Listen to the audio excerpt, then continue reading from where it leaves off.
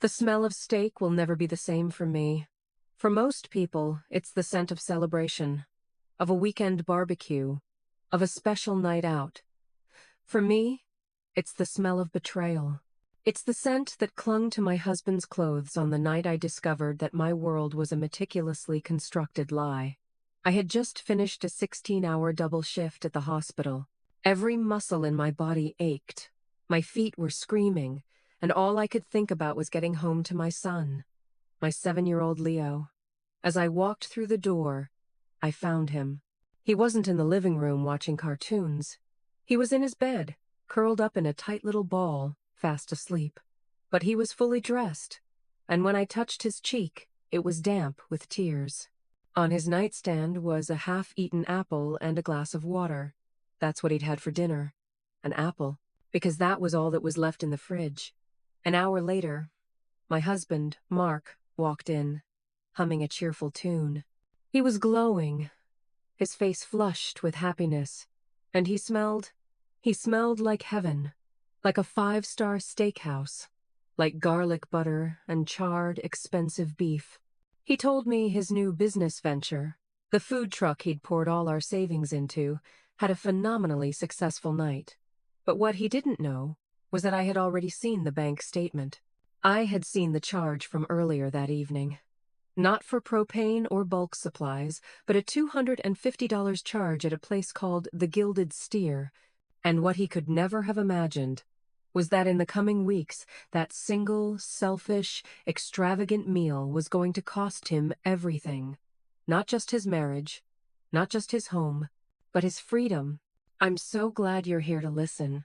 If you have ever poured your heart and soul into your family, worked until you were numb, and sacrificed your own dreams for the people you love, only to be met with the ultimate betrayal, then you will understand this story. I truly want to know how far my story of a mother's fight for justice will travel, so please, if this resonates with you, take a moment to like this video and subscribe to my channel. It would mean the world to me if you would also comment below and let me know where you are listening from tonight. Our story, like so many others, didn't start with lies and empty refrigerators. It started with a promise. I met Mark in college, and he was everything I thought I wanted. He was charming, ambitious, and had a smile that could disarm a battalion. He had big dreams, and I, a pragmatic nursing student who was more comfortable with charts and certainties, was completely captivated by his vision. He wasn't going to be a corporate drone. He was going to be an entrepreneur, a builder, a man who forged his own path. I believed in him with every fiber of my being. After we got married and Leo was born, I was the one with the steady job, the reliable income, the health insurance. My nursing career was demanding, but it was stable. It was the bedrock upon which Mark could build his dreams. And he had so many of them. First, it was the artisanal coffee roasting business. He bought expensive equipment, spent months perfecting his signature blend, and even rented a small commercial space. I worked double shifts for 6 months to cover the costs. The business folded in less than a year, leaving us with a mountain of debt and a garage full of unsold coffee beans. Then, it was the app, a social networking platform for dog lovers. He hired developers he couldn't afford, promised features he couldn't deliver, and burned through a small loan from my father before the app even launched. After that came the custom surfboard company, which was a particularly confusing venture given that we lived in Ohio, 1,000 miles from the nearest ocean. Each time a dream died, he was heartbroken for a week. And then, like a phoenix rising from the ashes of our savings account, he would emerge with a new, even grander vision. And each time, I would sigh, pull on my scrubs for another overtime shift, and say, "Okay, honey, let's make this one work." I wasn't just his wife. I was his primary investor, his silent partner, his unwavering safety net. I worked holidays, weekends, and endless nights, my life a blur of hospital corridors, beeping machines, and the exhausted faces of patients. I missed school plays, bedtime stories, and quiet evenings with my son, all so Mark could chase his next great idea. I did it because I loved him, and because I believed that one day, One of his dreams would finally take flight, and all of my sacrifices would have been worth it. His latest dream was the Wanderer's Walk, a gourmet food truck specializing in Asian fusion cuisine. This one, he promised, was different. It was a lower overhead, a tangible business. He had a real passion for cooking, and his food was genuinely delicious. I allowed myself to feel a flicker of hope. We took out a second mortgage on our small, modest house, the house my parents had helped us with the down payment on to buy the truck and get the business licensed. I set him up with a business account, linked to our joint savings, so he could easily buy supplies. My only condition was that he be transparent. I needed to see the receipts, to understand the cash flow. "Of course, baby," he had said, kissing my forehead. "We're a team. Total transparency." For the first few months, it seemed to be working. The truck was getting popular. He was out late most nights, which was to be expected. He'd come home smelling of ginger and soy sauce, tired but exhilarated, telling me about the long lines and the happy customers. I was so proud of him. I was so exhausted, but so proud. But then, things started to get strange. The profits he was reporting seemed inconsistent with the success he was describing. When I would ask to see the books, he would get defensive. "Lena, do you have to micromanage everything? I'm handling it. Just trust me." The withdrawals from the business account became more frequent, and often for odd amounts at strange places, a high-end electronics store, a fancy men's clothing shop. When I questioned him, he always had a plausible, if slightly flimsy, explanation. The truck's sound system was shot. Had to get a new one. I spilled grease on my last good jacket. Needed something presentable for a meeting with a festival organizer. I wanted to believe him, desperately. To admit that he was lying would be to admit that my entire life, the foundation of sacrifice upon which it was built, was a sham. So I pushed my doubts down, blaming them on my own exhaustion and stress. I told myself I was being paranoid, that I needed to be more supportive. I picked up more shifts at the hospital, trying to replenish the savings that seemed to be draining away at an alarming rate. I was so focused on keeping us afloat, on being the rock, that I didn't see the massive crack that was forming right beneath my feet, a crack that was about to split my entire world in two. The first real tremor, the one that made it impossible to ignore the growing fault line in our marriage, happened about 3 months before the night of the steak dinner. It was a Tuesday, and I had managed to get a rare evening off. I had planned a special night for Leo and me. I picked him up from school, and we went to his favorite pizza place, the one with the old-school arcade games in the back. Seeing him so happy, his face lit up by the flashing lights of a pinball machine, his mouth smeared with tomato sauce, was a healing balm on my weary soul. These were the moments I was working for, the small pockets of joy that made the endless shifts bearable. Mark was supposed to be working a corporate lunch event downtown and wouldn't be home until late. As I was paying for our pizza, my debit card was declined. My heart did a nervous little flip. I knew we were tight on money, but I had just deposited my paycheck the day before. There should have been more than enough. I tried it again. Declined. A flush of hot embarrassment washed over me as the teenager behind the counter gave me an impatient look. I fumbled in my purse and thankfully found enough cash to cover the bill. As soon as we got in the car, I pulled up our joint bank account on my phone, my hands shaking slightly, my breath caught in my throat. The account was almost empty. There was a withdrawal from that morning. A single, massive transaction for $5,000. It was a cashier's check, made out to a name I didn't recognize, Vanessa Serialize. I stared at the name, my mind racing. Who was Vanessa Serialize? It sounded like a company.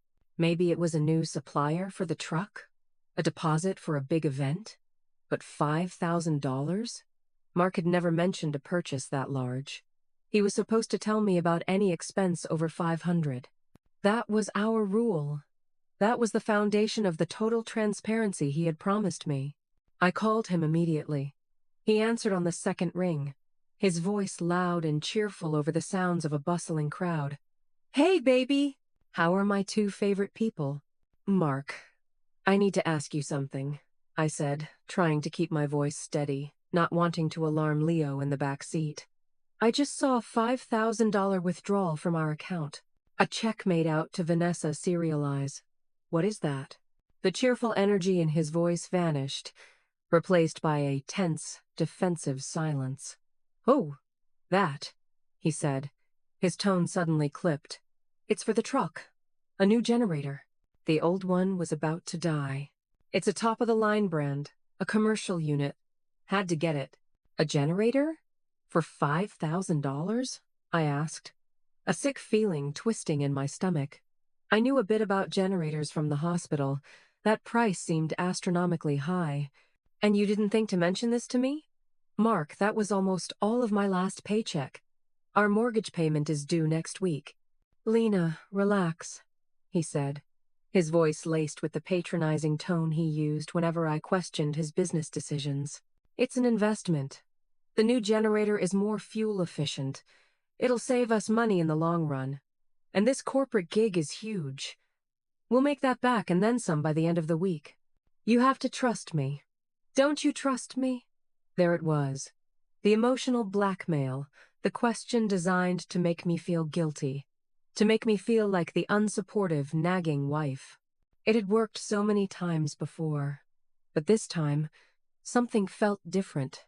The lie felt thinner, more transparent.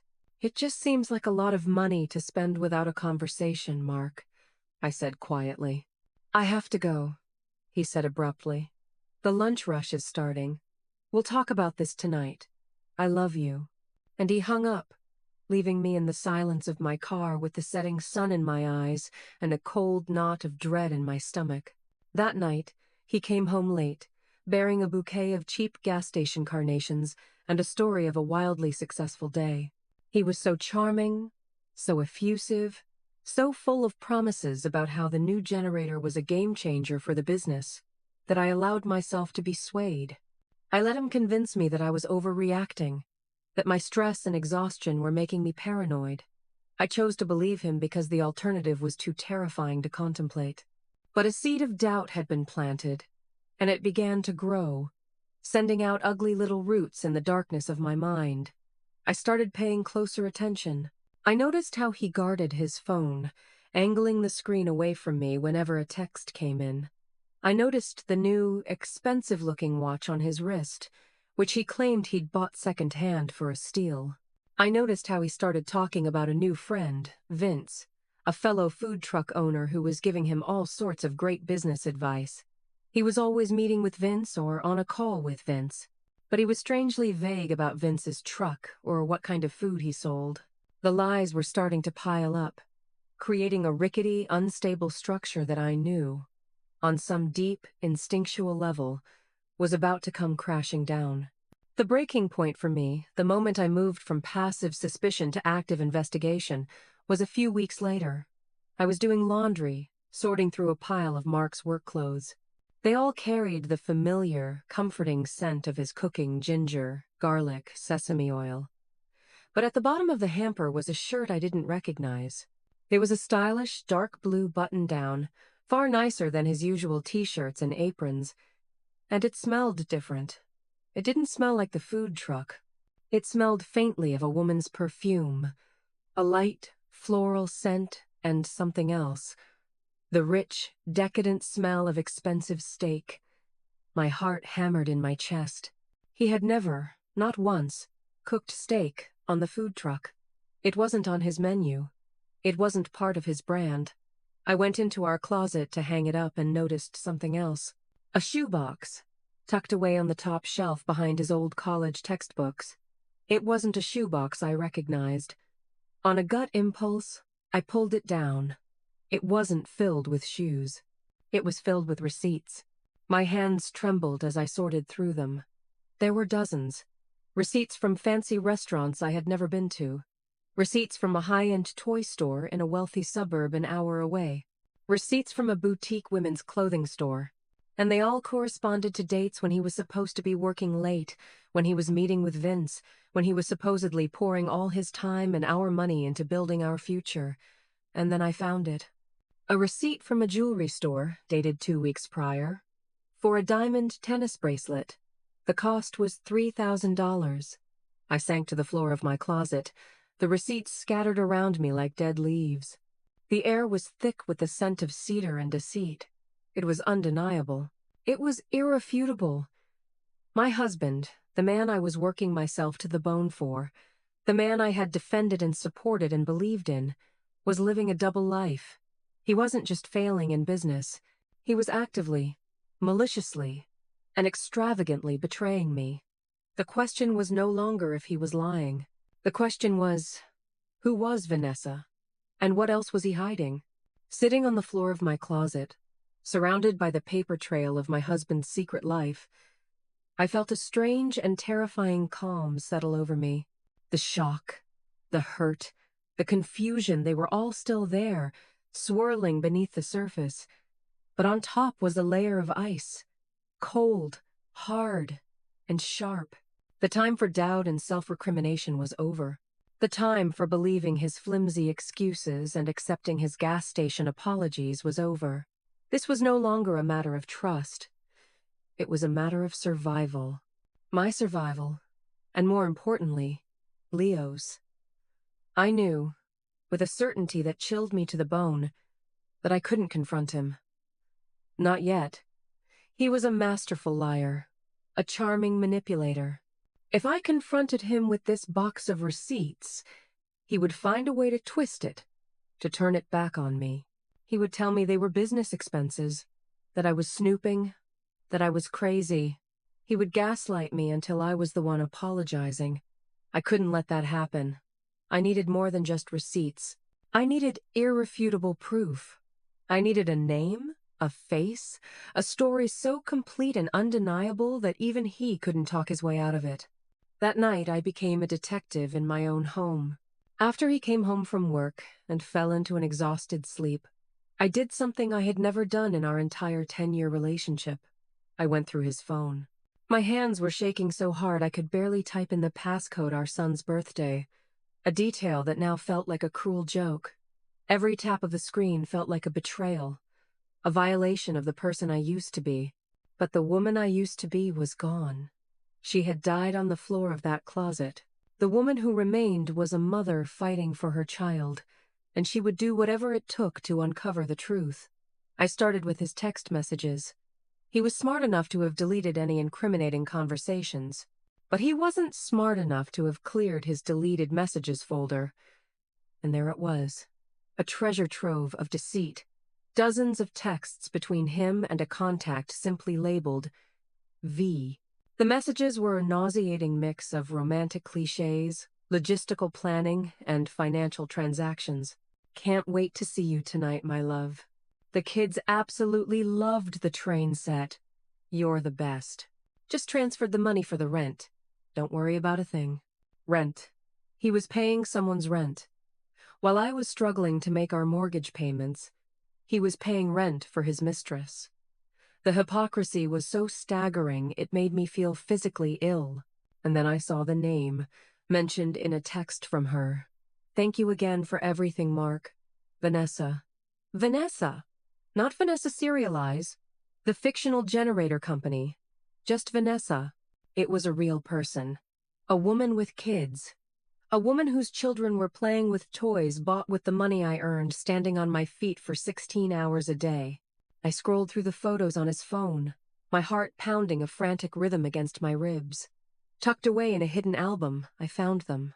Pictures of him with a woman I had never seen before. She was beautiful, in a polished, effortless way. Long, dark hair, a bright, confident smile. And in the pictures, she was with 2 young children, a boy and a girl, both looking adoringly at my husband, at Mark. They were at a park, on a carousel, at a zoo. They looked like a perfect, happy family. A family he had built in secret, on the ruins of my sacrifices. I took pictures of everything with my own phone, the texts, the photos, the bank transfers I found in his mobile banking app. Each photo was another piece of evidence, another brick in the wall I was building around my heart. I was no longer a grieving wife. I was a prosecutor, building a case. The next few weeks were a surreal, out-of-body experience. I went to work, I took care of Leo, I played the part of the loving, supportive wife. I would kiss Mark goodbye in the morning as he headed off to his business, the taste of his lies like ash on my tongue. I would listen to his stories at night about the food truck's successes, nodding and smiling while my mind was a cold, calculating machine, fitting the pieces of his deception together. My acting skills, I discovered, were phenomenal. I was calm. I was patient. I was playing the long game. I started to do my own research, using the name from the texts and a few details I had gleaned. It didn't take me long to find her. Vanessa Reynolds. She was a single mother of two, living in a stylish, upscale apartment complex in a wealthy suburb on the other side of town. The same suburb where the toy store and clothing boutique from the receipts were located. Her social media profiles were public, a curated feed of a perfect life. Pictures of her kids in new clothes. Pictures of her at trendy restaurants. Pictures of her apartment, which was beautifully furnished and decorated. And there, in the background of one of her photos, sitting on her pristine kitchen counter, was a ridiculously expensive, high-end espresso machine. The same one from a receipt I had found in Mark's shoebox, an expense he had claimed was a new water heater for the truck. I felt a bitter laugh rise in my throat. He wasn't just funding her life. He was furnishing it, one lie at a time. The most painful discovery was the financial one. I did a soft credit check on myself, something I hadn't done in years. My stomach dropped. There were 2 credit cards I didn't recognize, both with maxed-out balances totaling over $30,000, and there was a business loan. A $50,000 loan taken out 6 months ago, using our house as collateral. A loan I had never known about, had never signed for. My signature had been forged. He had leveraged our home, our son's home, to fund his secret life. We weren't just in debt. We were on the verge of losing everything. The knowledge was a physical weight. I felt it in my chest, a constant pressure that made it hard to breathe.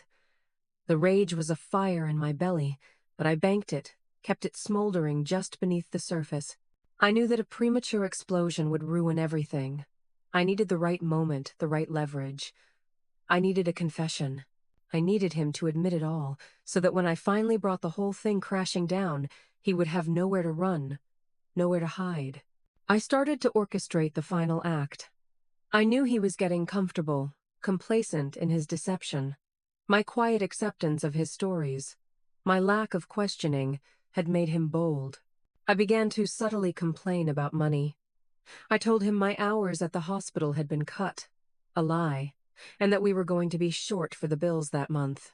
I watched him, a hawk tracking its prey, as the panic flickered in his eyes. He was being squeezed.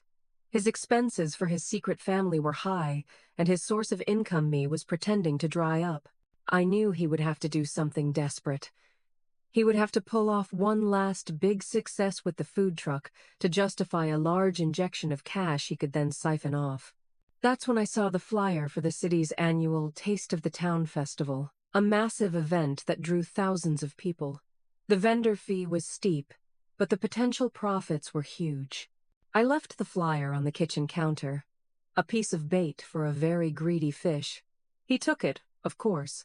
He told me it was the opportunity he'd been waiting for, the event that would finally make the food truck profitable and solve all our financial worries. He spent the next week in a frenzy of preparation, buying supplies, planning his menu. He seemed energized, alive with the thrill of the grift. He had no idea he was walking into a trap I had carefully laid for him. The night of the festival was the night it would all come to a head. It was the night of the steak dinner, the night my world would end, so that a new one could begin. The day of the Taste of the Town festival was a Saturday, and it dawned gray and drizzly. A perfect, pathetic fallacy for the storm that was about to break in my life. I had been scheduled for a 12-hour shift at the hospital, but at the last minute, one of my colleagues had a family emergency, and my supervisor asked me, with pleading eyes, if I could possibly stay for another 4 hours to cover the evening. I know it's a lot to ask, Lena, she said, but we're desperately short-staffed. Normally, I would have hesitated. The thought of 16 hours on my feet a daunting prospect. But that day, I agreed immediately. It was perfect. It gave Mark a wider window, more time to be careless, more time to hang himself with the rope I had given him. It also gave me a solid, unimpeachable alibi for what I knew would be a long and difficult night. I called Mark to let him know. "Honey, I'm so sorry," I said, my voice dripping with fake exhaustion and regret. "They're making me stay late. I won't be home until after 10. Can you please handle dinner for Leo? There should be some chicken in the fridge and some pasta." "Don't worry about a thing, baby," he said, his voice buzzing with excitement. "You just focus on saving lives. I've got everything under control here. The festival is going to be a huge success. We're going to celebrate when you get home." The irony was so thick I could taste it. He was telling me not to worry, while he was the single greatest danger to our lives. I hung up the phone and took a deep, steadying breath, the familiar antiseptic smell of the hospital filling my lungs. I was a nurse. My job was to triage, to assess a crisis, to act decisively under pressure. And that's exactly what I was doing now. My marriage was the patient, and it was coding. My job was no longer to save it, but to manage the fallout of its death with clinical precision. The next 16 hours were a grueling, surreal blur. I moved from room to room, a ghost in blue scrubs, my mind a million miles away.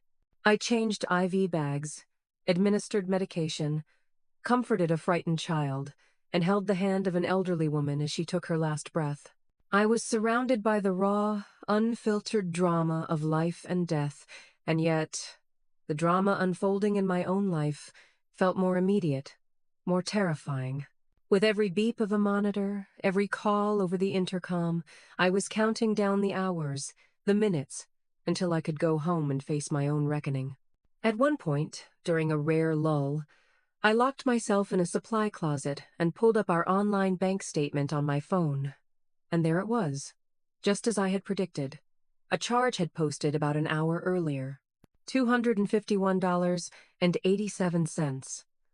At a restaurant called the Gilded Steer. The name itself sounded like a parody of wealth and excess. He had done it. He had taken the bait. He had taken the money he was supposed to be using for our son's dinner, for our future, and he had spent it on a lavish meal with his other family. The cold, hard evidence on my phone screen was like a shot of adrenaline. The fatigue that had been weighing me down vanished, replaced by a surge of pure, unadulterated rage. It was a clarifying anger, a fire that burned away all the remaining sadness and doubt, leaving only a core of diamond-hard resolve. I finished my shift in a state of hyper-awareness. The world seemed to move in slow motion around me.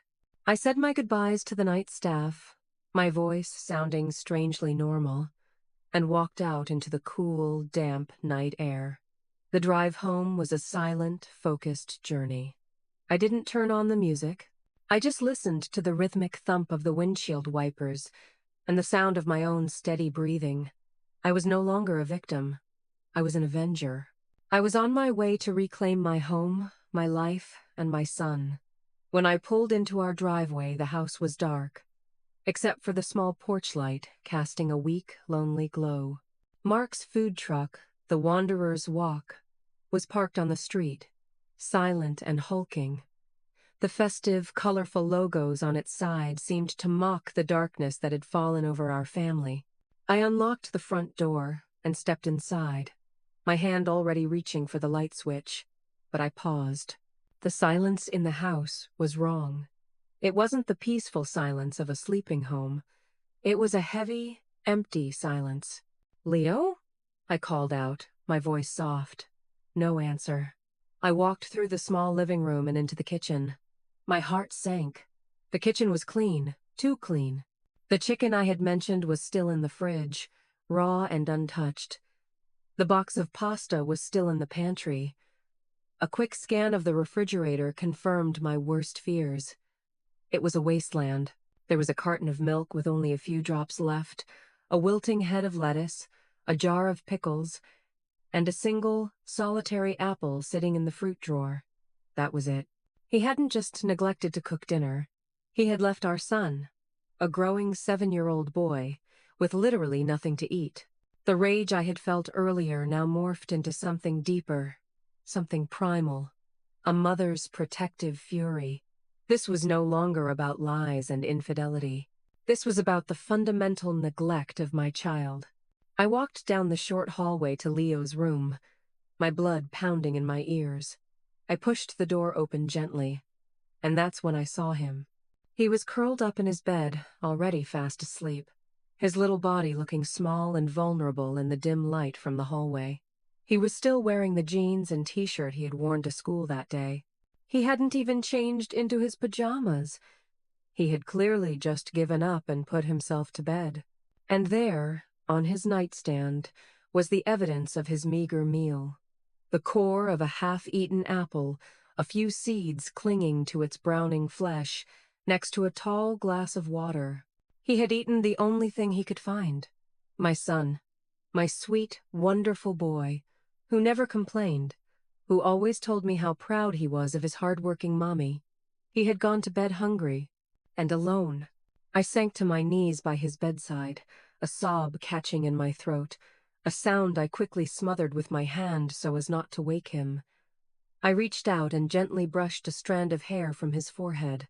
His cheek was cool, and I could see the faint, dried tracks of tears on his skin. He had been crying. He had been alone, and hungry, and sad, and he had cried himself to sleep. In that moment, the last vestiges of love I had for my husband turned to dust. He hadn't just betrayed me as a wife. He had failed, in the most fundamental way imaginable, as a father. I stayed there for a long time, just kneeling on the floor, watching my son breathe. The silence of the room a sacred space of grief and rage. I heard the front door open. I heard Mark's cheerful, oblivious humming as he walked in. I heard him toss his keys onto the counter. I stood up, my body moving with a slow, deliberate grace. The time for hiding was over. The time for silent investigation was over. The trial was about to begin, and I was the judge, the jury, and the executioner. I walked out of Leo's room, pulling the door gently closed behind me, leaving my son to his innocent, hungry sleep. The protective shell I had built around my heart was now a fortress of impenetrable ice. I was no longer a wife. I was no longer a victim. I was a mother bear whose cub had been threatened, and every instinct in my body was screaming for a fight. Mark was in the kitchen, his back to me, pouring himself a glass of water. He had taken off his jacket and thrown it over a chair. He was wearing the stylish, dark blue button-down I had found in the laundry, the one that smelled of another woman's perfume. And the scent that wafted from him, even from across the room, was overwhelming. It was the rich, decadent, unmistakable smell of garlic butter basted, perfectly seared steak. He turned around, a wide, self-satisfied smile on his face. The smile faltered when he saw my expression. "Lena, baby, you're home," he said, his voice losing some of its cheer. "You look tired. Tough shift?" He took a step toward me, his arms open for a hug, but I held up a hand, and he stopped, a look of confusion on his face. "Where were you tonight, Mark?" I asked, my voice dangerously quiet, completely devoid of emotion. His smile became a little forced. "At the festival, of course. I told you. It was incredible. A huge success. We sold out of almost everything. I was just about to count the cash box." He gestured vaguely toward the food truck parked outside, the lie so practiced, so effortless. "Sold out?" I repeated, my voice still flat. "That's wonderful. So you must have been incredibly busy. Too busy to make sure your 7-year-old son had something to eat for dinner?" The color drained from his face. The easy charm evaporated, replaced by a flicker of panic. "Leo? Oh, God, I totally lost track of time. It was so chaotic. I told him to just grab something, a sandwich or whatever. Is he okay?" He was already constructing the narrative, the story of the overwhelmed but well-intentioned father. "He's fine," I said, my voice dripping with an irony that was lost on him. He had an apple. It was very nutritious. The only thing in our refrigerator, besides a jar of pickles and your lies. I took a step closer, my eyes locked on his. "So, let's talk about the festival. This huge success. Did you celebrate afterward? Maybe go out for a nice meal? To a place called the Gilded Steer, perhaps?" His face went from pale to ashen. He opened his mouth, but no words came out. He looked like a fish gasping for air. I had him. The practiced liar was finally at a loss for words. I don't know what you're talking about," he stammered, his eyes darting around the room, looking for an escape he couldn't find. "Don't you?" I said, taking another step. I was closing the distance, trapping him in the corner of his own kitchen, of his own deceit. "Let me refresh your memory. A charge for $251.87. Posted to our joint account at 8:15 p.m. tonight. An account that is supposed to be for our family, for our mortgage, for our son's food. So, I'm going to ask you again, Mark. Where were you?" He finally broke. The facade of the charming entrepreneur crumbled, revealing the weak, selfish man underneath. "Okay, look," he said, his voice a desperate, pleading whine. "I met with an investor, a potential partner for the truck. He wanted to meet somewhere nice, to talk business. I had to impress him, Lena. It was for us, for the future of the company. The lie was so audacious, so insulting to my intelligence that I almost laughed. "An investor," I said, my voice laced with mock admiration. "Wow. And this investor? Does she have a name?" I let the word "she" hang in the air, a verbal grenade with the pin already pulled.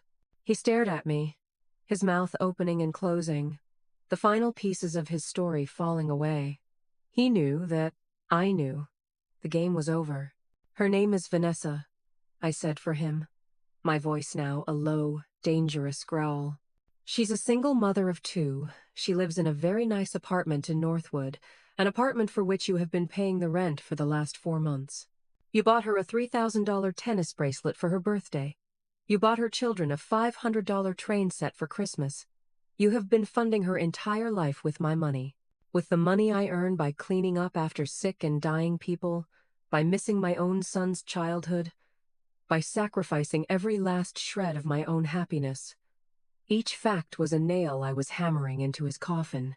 I saw the recognition, the terror, the dawning realization of just how much I knew. How did you?" he whispered, his bravado completely gone.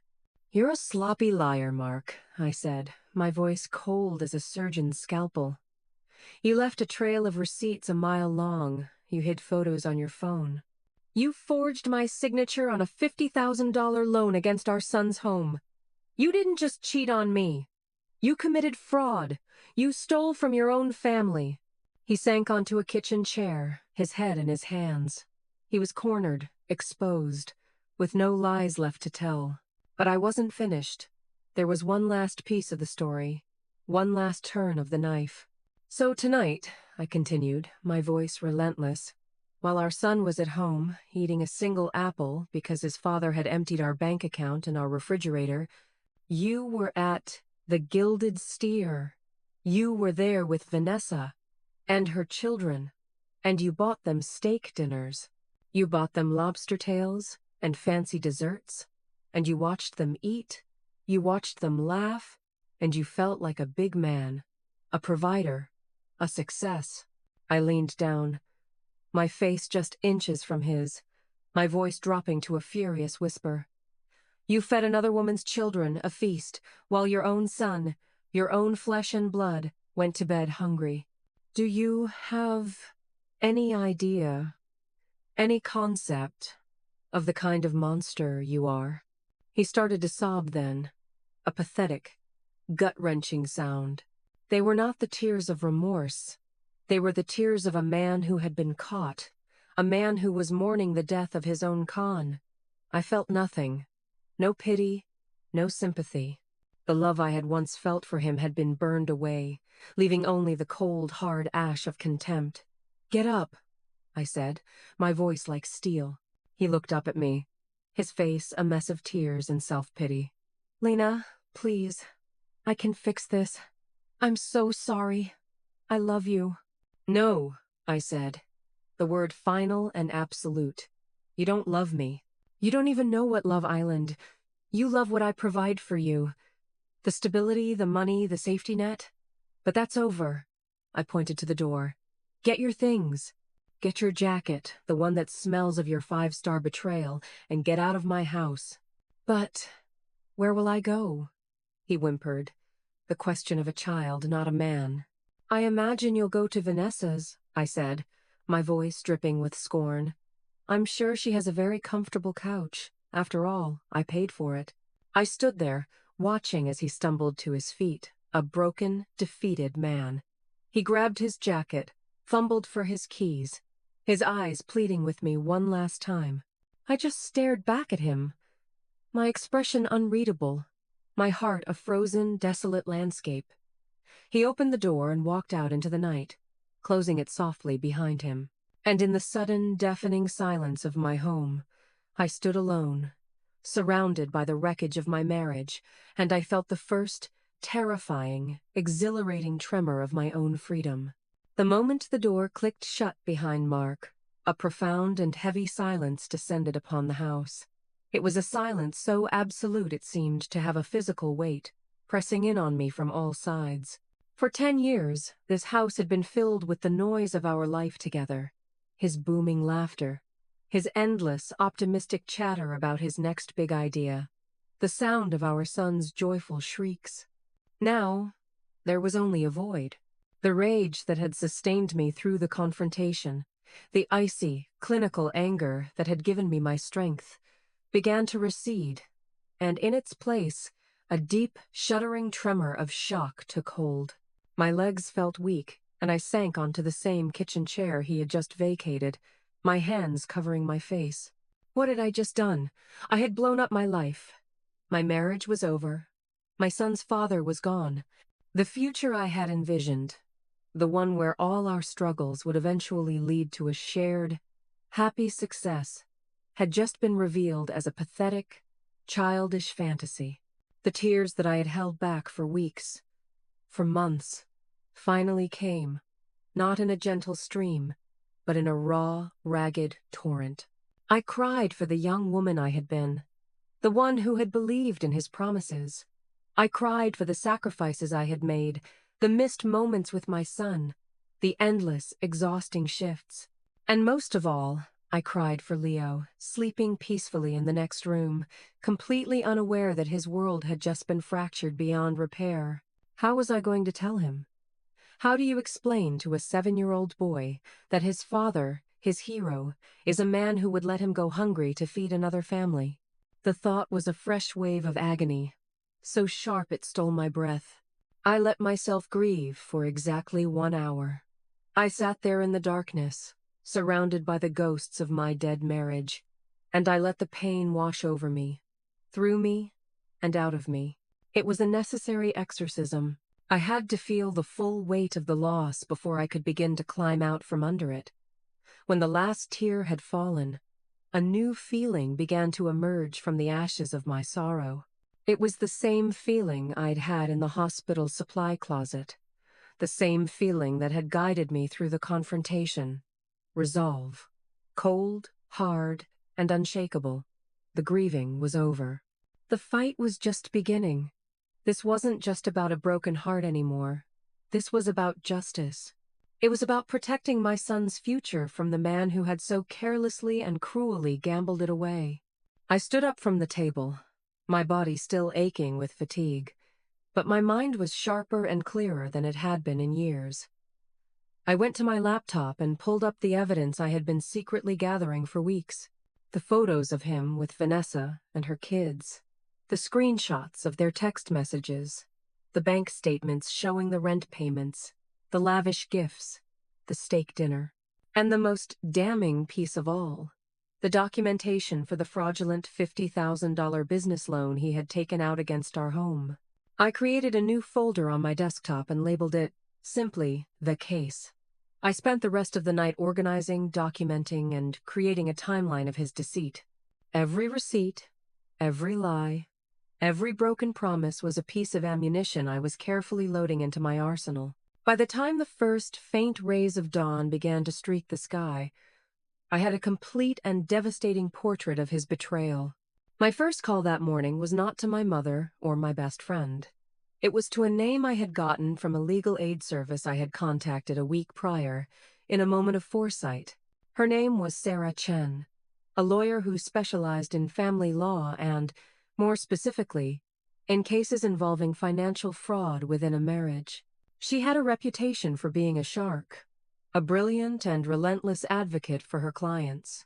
She was exactly what I needed. I explained the situation to her on the phone, my voice calm and steady, recounting the facts with the dispassionate precision of a nurse giving a patient report. I told her about the infidelity, the financial deception, and the forged signature on the loan. She listened patiently, without interruption, only occasionally interjecting with a quiet "I see" or "go on." When I was finished, there was a pause on the other end of the line. "Mrs. Miller," she said, her voice sharp and professional, but with an undercurrent of genuine empathy. "I am so sorry you are going through this, but I need to be clear. What you have described is not just grounds for divorce. Forging your signature on a federal loan document is a felony. This goes beyond family court. This is a criminal matter." The word criminal landed with a thud. I had known, intellectually, that what he had done was illegal, but hearing it stated so plainly by a legal professional made it real. My husband wasn't just a cheat and a liar. He was a criminal. "What are my options?" I asked, my own voice a whisper. "You have several," she explained. "We can use this evidence as leverage in the divorce proceedings to ensure you get everything you are entitled to the house, full custody, significant alimony, and child support. Or you can choose to press charges. Or both." She paused.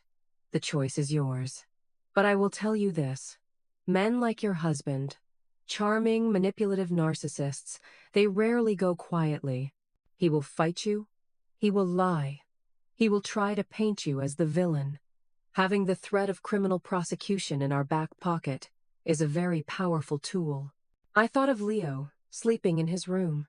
I thought of the future, of the long, difficult road ahead. I knew Mark. I knew he would not make this easy. He would play the victim. He would try to charm the judge. He would try to manipulate the situation to his advantage. A clean break was not enough. I needed to ensure that he could never, ever hurt us again. "I want to pursue all options," I said, my voice filled with a new, unshakable certainty. "I want to protect my son, and I want justice." "Good," Sarah said, a note of satisfaction in her voice. "That's what I was hoping you'd say. My office opens at 9. Can you be here with all the evidence you've gathered?" The next morning, I had to do the hardest thing I have ever done in my life. I had to tell my son that his father was not coming home. I sat him down at the kitchen table, my heart a leaden weight in my chest. I kept it simple, age-appropriate. I told him that Mommy and Daddy had some grown-up problems and that we had decided it was best for us to live in different houses for a while. His little face crumpled, his eyes filling with tears. "Is it my fault?" he whispered, and the question broke my heart into a million pieces. "No, my love," I said, pulling him into a fierce hug. "Oh no, never. This is not your fault. This is about grown-up things. Mommy and Daddy both love you more than anything in the world, and that will never, ever change." I held him as he cried, my own tears silently soaking into his hair.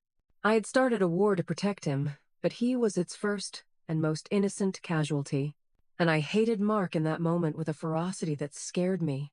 Later that morning, I walked into Sarah Chen's office, a heavy box filled with my organized files in my arms.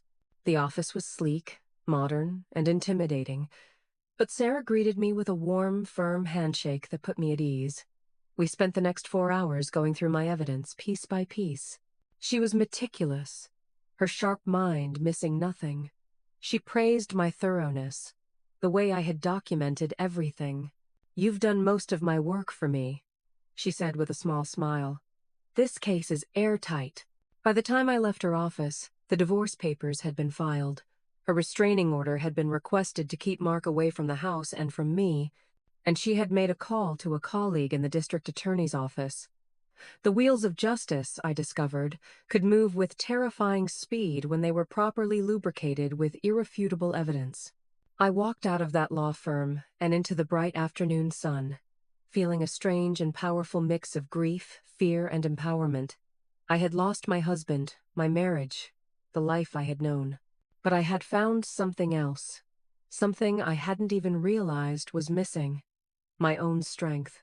The fight was far from over, but for the first time I knew without a doubt that I was going to win. The days following my meeting with Sarah were a whirlwind of legal activity and emotional upheaval. The first official salvo in our war was the restraining order. It was served to Mark at Vanessa's apartment, a fact that gave me a grim sense of satisfaction. The order stipulated that he was not to contact me directly, was not to come within 500 feet of our home or my workplace, and that all communication had to go through our lawyers.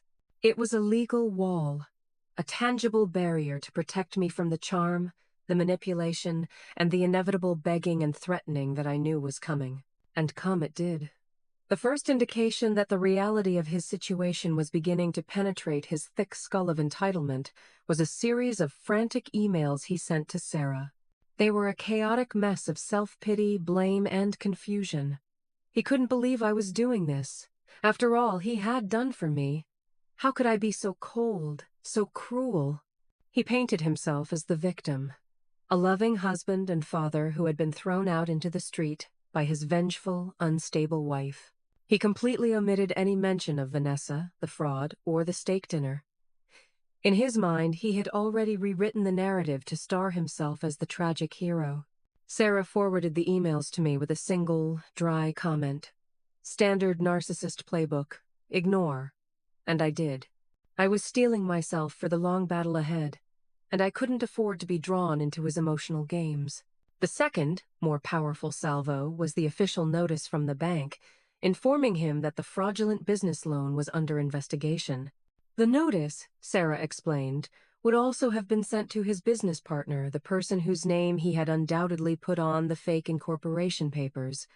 I could only imagine the panicked, accusatory phone call that must have taken place between him and Vanessa. The perfect, happy family he had built in secret was starting to show some serious cracks. The most difficult part of this new reality was navigating it with Leo. I arranged for Mark to have supervised visits with him at a neutral, third-party facility. The first time I dropped Leo off, my heart felt like it was being ripped out of my chest. Leo was confused and sad. Mark, according to the supervisor's report, spent the entire hour trying to pump Leo for information about me and telling him how much Mommy was hurting Daddy. It was a transparent and disgusting attempt at parental alienation. And after reading the report, I had Sarah immediately file a motion to have the visits suspended until a court-appointed therapist could be involved. I was playing hardball, and I felt no guilt about it. My primary duty was no longer to be a wife. It was to be a mother, and that meant protecting my son from Mark's toxicity. In the midst of this chaos, something unexpected and wonderful happened. I received a phone call from a man named George, who introduced himself as one of Mark's former business partners, the one from the artisanal coffee roasting business, the very first of his failed ventures. George was a kind, quiet man who had invested a significant amount of his own savings into the business, only to lose it all when Mark mismanaged the funds and abruptly declared bankruptcy. "I heard what was happening," George said, his voice hesitant but kind. "My cousin is a clerk at the family court, and she mentioned your case. I know this is out of the blue, but I just wanted to tell you, I believe you. He did the same thing to me. Not the cheating, but the lies, the financial deception. He was a master at making you feel like you were part of a brilliant dream, right up until the moment he walked away with your money. His call was a lifeline. It was external validation that I wasn't crazy, that I hadn't imagined the years of subtle deception.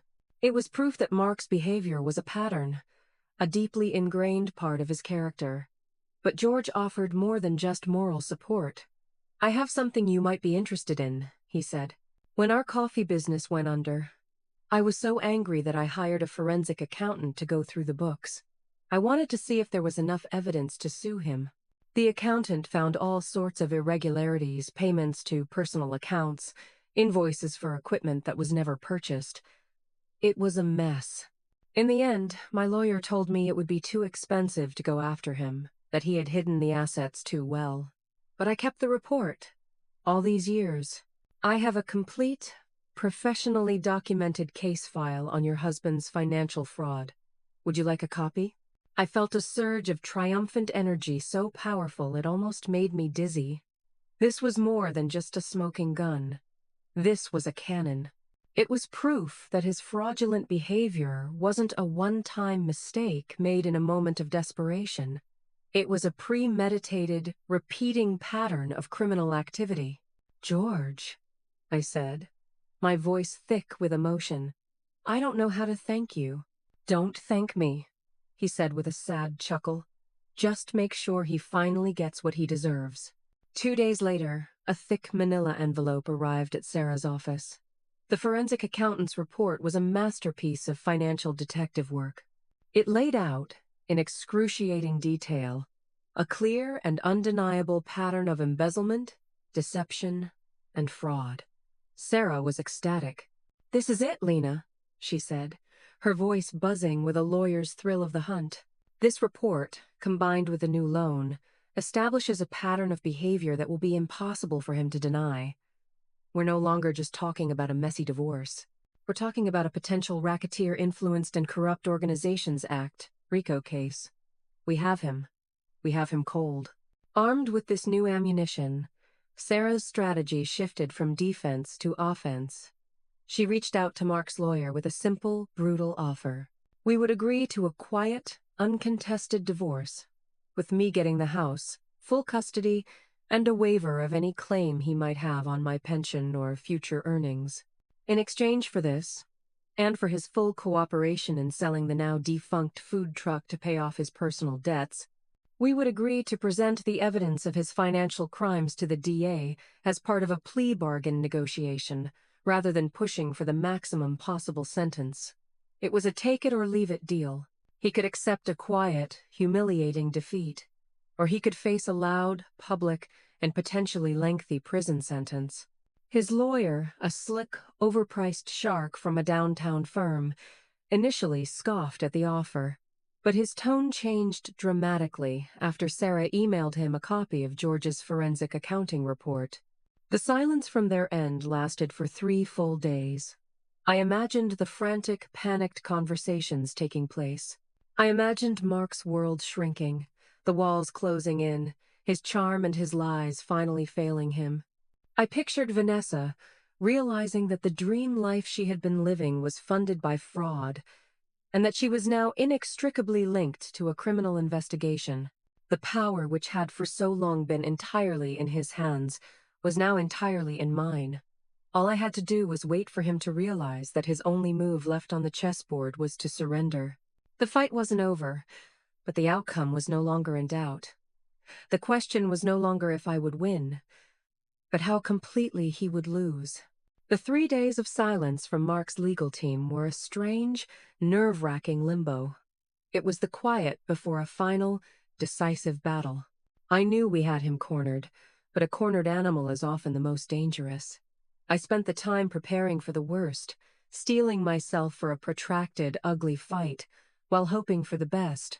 I focused on Leo, trying to create a bubble of normalcy and love around him in the midst of the chaos.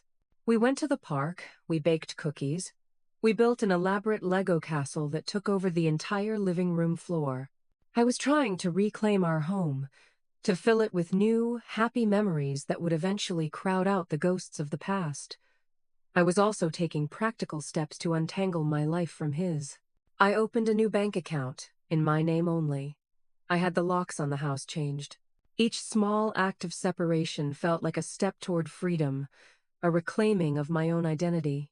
Finally, on the fourth day, the call came. It was Sarah. "They've responded," she said, her voice crisp and businesslike, but I could hear a note of triumph underneath. "They want to meet. They're trying to frame it as a four-way settlement conference, you, me, Mark, and his lawyer. They're trying to save face, to make it look like a negotiation between equals. But we both know what this island, it's a surrender." My heart began to pound, a slow, heavy drumbeat. This was it, the moment of reckoning. "When?" I asked. "Tomorrow morning, 10 a.m. At their office," she said. "Are you ready?" "I'm ready," I said, and the words felt truer than anything I had said in years. The next morning, I dressed with the care of a warrior preparing for battle. I didn't choose a power suit or anything overtly aggressive. I chose a simple, elegant blue dress, the color of calm and clarity. I wanted to project an aura of quiet, unshakable strength. I was not there to scream or to cry. I was there to close a chapter of my life with dignity and resolve. Mark's lawyer's office was exactly what you would expect. A high-floor suite in a glass tower downtown, with panoramic views of the city, expensive modern art on the walls, and an atmosphere of rarefied, intimidating power. It was a place designed to make people feel small, but as I walked in, with Sarah by my side, I did not feel small. I felt like I belonged there more than he ever would, because my power was real, earned through pain and truth, while his was a hollow facade built on lies. We were shown into a large, sterile conference room with a massive mahogany table. Mark and his lawyer, a man named Peterson with silver hair and a condescending smile, were already seated. Mark looked terrible. He had lost weight. His face was gaunt, and the charming spark in his eyes was gone, replaced by a dull, defeated resentment. He didn't look at me.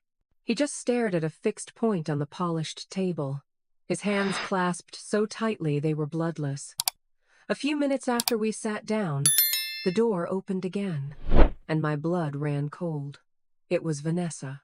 I hadn't expected her to be there.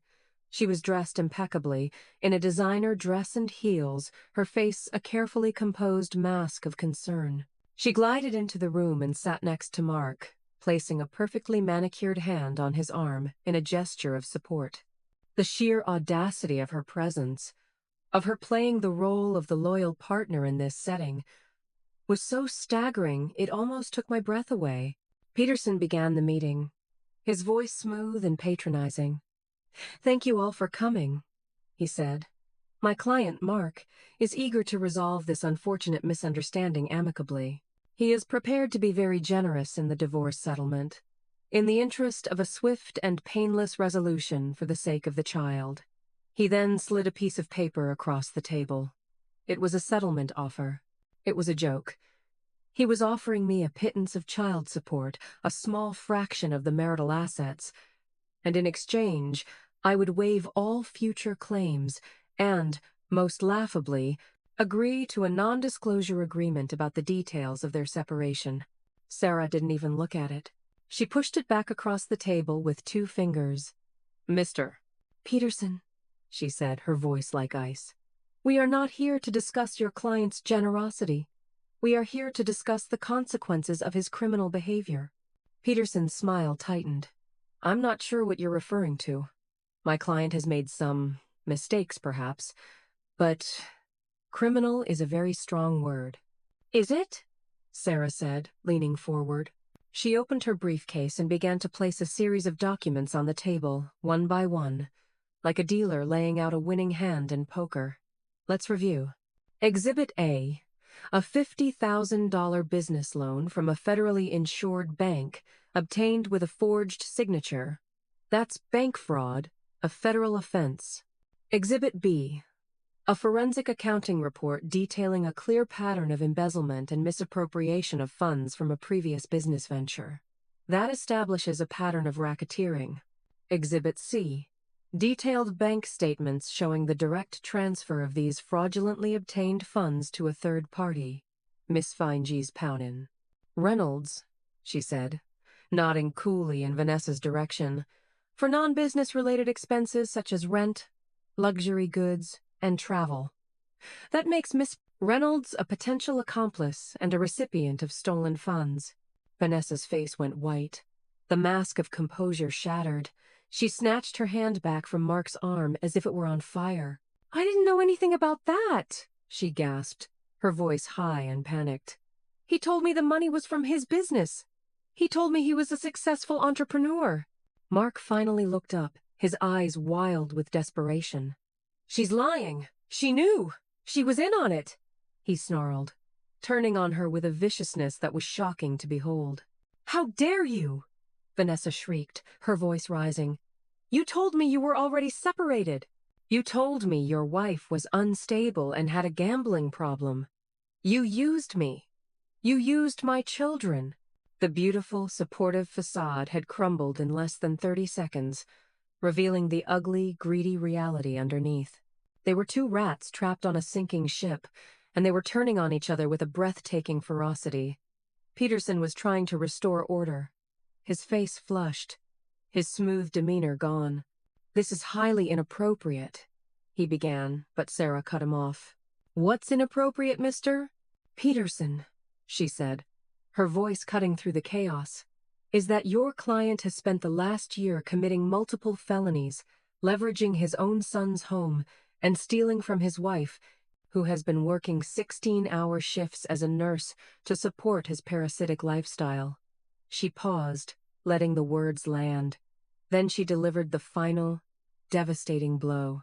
"As I'm sure you are now aware, we have already turned over our complete case file, including the forensic report and a sworn affidavit from your client's former business partner, to the district attorney's office. They found it very, very interesting. They are currently deciding whether to pursue a RICO indictment." The room fell silent. The fight between Mark and Vanessa stopped instantly.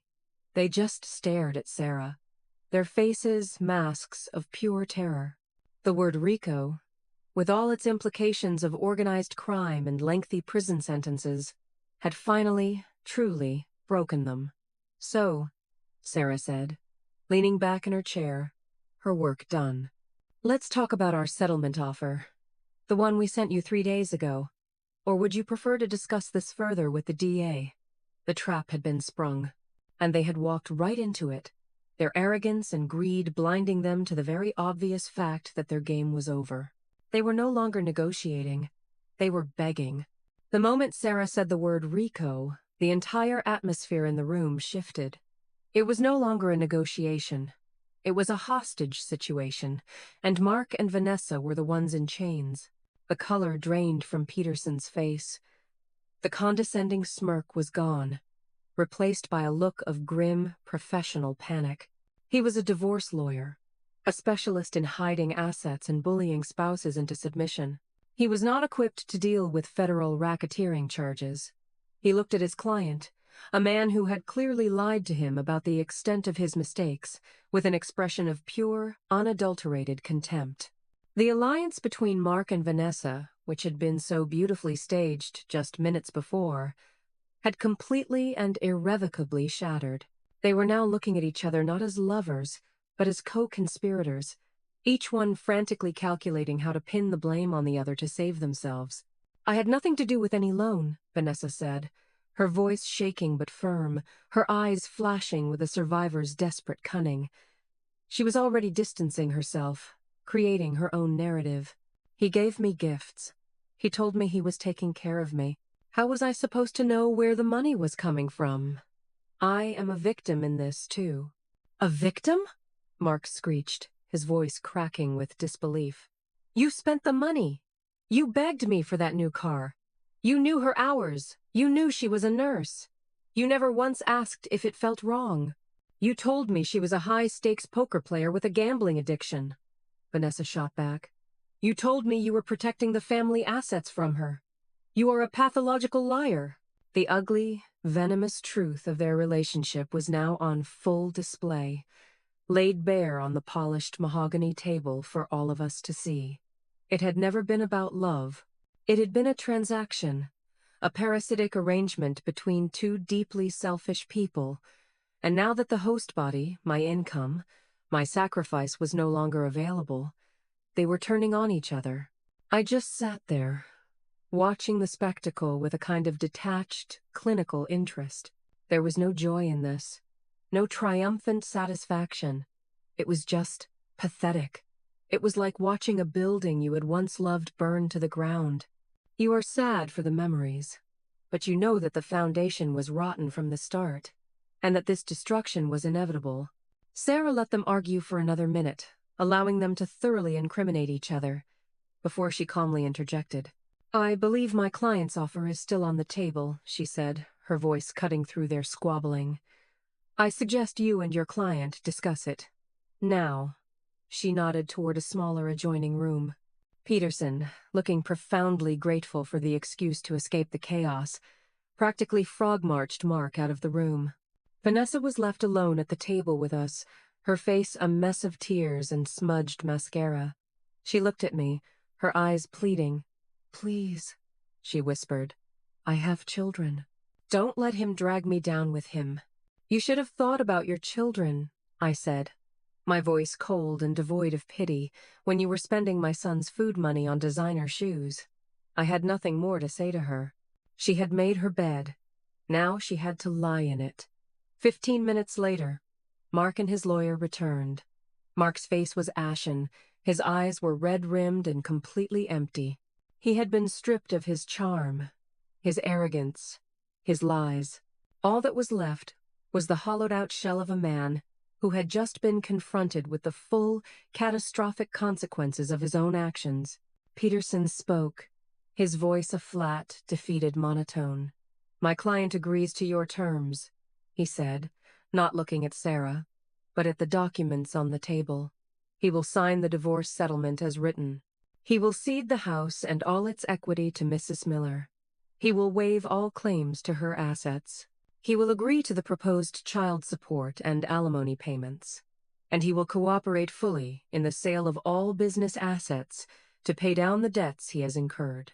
He paused, taking a deep, weary breath. "In exchange, you will agree to communicate to the district attorney his full cooperation in their ongoing investigation." It was a complete and total surrender. Sarah nodded coolly. "Very wise," she said. She produced the settlement documents from her briefcase, already prepared. "Sign here," she said, pushing them in front of Mark. He picked up the pen, his hand trembling so violently he could barely hold it. He looked at me one last time, his eyes filled with a desperate, unspoken question. Maybe he was looking for a flicker of the old Lena, a hint of pity or love that he could cling to. He found nothing. My face was a placid lake, calm and deep and unreadable. He had killed the woman who loved him, and the woman who remained was a stranger to him. He signed the papers, his signature a jagged, ugly scrawl. As soon as he was done, Vanessa, who had been watching with the intensity of a hawk, practically snatched the pen from him and signed a separate document. Sarah had prepared a sworn affidavit detailing her knowledge of Mark's financial affairs, a document that effectively turned her into a state's witness in exchange for potential leniency. The betrayal was now complete, and it was legally binding. The meeting was over. Mark stood up, his movements stiff and robotic. He didn't look at me again. He just walked out of the room, a ghost in an expensive suit. Vanessa scurried out after him, not even bothering to look back. They had walked into that room as a team, a united front of arrogance and greed. They walked out as two separate, defeated individuals, their toxic alliance shattered, each one now facing a lonely, uncertain future of their own making. Peterson gathered his papers, his professional demeanor returning now that the ordeal was over. "My office will be in touch with yours to finalize the details," he said to Sarah. He nodded curtly at me, a gesture that held a new, grudging respect, and then he too was gone. And then it was just Sarah and me, sitting in the silent, sunlit conference room. The war was over. I had won. But it didn't feel like a victory. It felt like an ending. A necessary, painful, and ultimately liberating ending. I took a deep breath, the first truly deep, untroubled breath I had taken in years. The constant weight on my chest, the pressure of his lies, his debts, his dreams, was gone. I was light. "You were incredible," I said to Sarah, my voice thick with a gratitude that went beyond her legal skills. "Thank you." She smiled, a genuine, warm smile that transformed her sharp features. "You were the incredible one, Lena," she said. "You were strong, you were smart, and you fought for yourself and your son. I just provided the tools." She closed her briefcase. "So, what's next for you?" she asked. It was the first time in a very long time that anyone had asked me that question. My future had always been defined by Mark's plans, by the needs of my family. The idea of a future that was entirely my own was a vast, uncharted territory, and for the first time, I wasn't scared of it. I was excited. "I think," I said, a slow, real smile spreading across my face, "I'm going to go home and make my son dinner, maybe some steak." Walking out of that law office and into the bustling city streets felt like stepping into a different reality. The world was the same, but I was not. The heavy, invisible cloak of Mark's betrayal, a garment I had been wearing for so long I had forgotten what it felt like to be without it, had finally been lifted. I felt a lightness in my step, a clarity in my vision that was exhilarating. The colors of the city seemed brighter, the sounds sharper, the air cleaner. It was the feeling of a patient waking up after a long, feverish illness, weak and changed, but finally, blessedly, lucid. The legal and financial fallout resolved itself with a surprising, almost anticlimactic speed. With Mark's full, terrified cooperation, the divorce was finalized in record time. The house was put solely in my name. The fraudulent loan was settled by the sale of the food truck and its equipment. Mark, facing a mountain of evidence and the testimony of his former lover, took a plea deal. He avoided a lengthy RICO sentence, but he did not escape justice. He was convicted of bank fraud and served a year in a low-security federal prison. It was a steep, public, and humiliating fall from grace for the charming entrepreneur with the big dreams. I heard through the grapevine that Vanessa, having saved herself by cooperating with the prosecution, moved to a different state with her children, eager to escape the scandal and start over. I felt nothing for either of them. They were ghosts from a past life, their story no longer connected to mine. My story, and Leo's, was about rebuilding. The first thing I did was to systematically purge our home of every last trace of Mark. I packed up his clothes, his books, his ridiculous collection of inspirational business posters, and I donated them all. I wanted no reminders of the life we had lived, of the man he had been. I wanted a clean slate. I repainted the walls, bought a new, comfortable couch, and filled the house with flowers and music. I was reclaiming the space, making it a sanctuary for just the two of us, a place of peace and safety. The most important part of this new life was healing my relationship with Leo.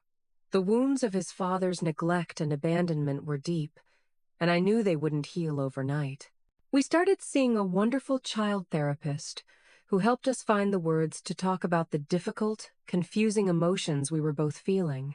We established new routines, new traditions that were hours and hours alone. We had Taco Tuesdays and Friday night movie marathons. We went on weekend adventures to the Science Museum and the local state park.